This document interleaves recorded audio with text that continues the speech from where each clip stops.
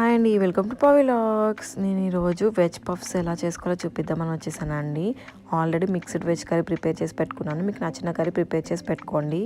ఈ షీట్స్ మాకు ఇక్కడ దొరుకుతాయని చెప్పాను కదండి, పఫ్ పేస్ట్రీ షీట్స్. వీటితో డిఫరెంట్వి చేసుకోవచ్చు అని చెప్పాను కదా. ఇప్పుడు దీంతోనే నేను పఫ్స్ ఎలా చేసుకోవాలో చూపిస్తున్నాను అనమాట. ఇలా అన్రోల్ చేసుకోవాలండి. ఫ్రీజర్లో ఉంటాయి అన్నమాట. ఎప్పుడు బయటకు తీసుకున్న తర్వాత ఇలా అన్రోల్ చేసుకుని మనకి దగ్గరగా 8 పఫ్స్ వస్తాయి. నేను ఈ హాఫ్ షీట్ మాత్రం యూస్ చేస్తున్నాను, ఫుల్ షీట్ యూస్ చేయట్లేదు. ఇండియాలో కూడా అవైలబుల్ ఉన్నాయి, చెక్ చేయండి షీట్స్.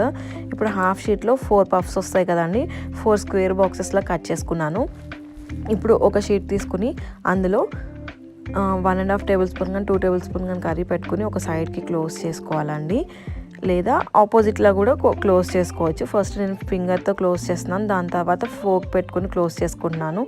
ఎందుకంటే కంప్లీట్గా క్లోజ్ చేయకపోతే మనం బేక్ చేసేటప్పుడు బయటకు వచ్చేస్తుందండి కర్రీ అనేది. అన్నిట్లో అలా కర్రీ అప్లై చేసుకుని రెడీ చేసుకున్న తర్వాత బేకింగ్ ట్రేలోకి తీసుకోవాలి. లాస్ట్ టైం నేను ఎగ్ వాష్ చేశానండి అన్నిటి మీద. నేను ఈసారి మిల్క్ వాష్ చూపిస్తున్నాను, ఎలా వస్తే మిల్క్ అప్లై చేస్తే అని. ఎక్కువ మిల్క్ అప్లై చేయకూడదండి, ఎందుకంటే డార్క్ కలర్ వస్తుంది. చాలా లైట్గా అప్లై చేయాలి. వీటిని 180 degreesలో 12 to 15 minutes పాటు బేక్ చేసుకుంటే సరిపోతుంది అనమాట. చూసారా ఎంత ప్లఫీగా, ఎంత మంచిగా వచ్చాయో, లేయర్స్గా.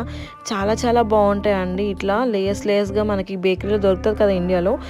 మాకు ఇక్కడ చాలా రేర్గా దొరుకుతాయి అనమాట. అందుకని చెప్పేసి మేము ఈ స్ట్రీట్ తెచ్చుకుని ఇలా చేసుకుంటూ ఉంటాము. ఇలాంటి మంచి రెసిపీస్ కోసం ప్లీజ్ లైక్, షేర్, సబ్స్క్రైబ్ అండి.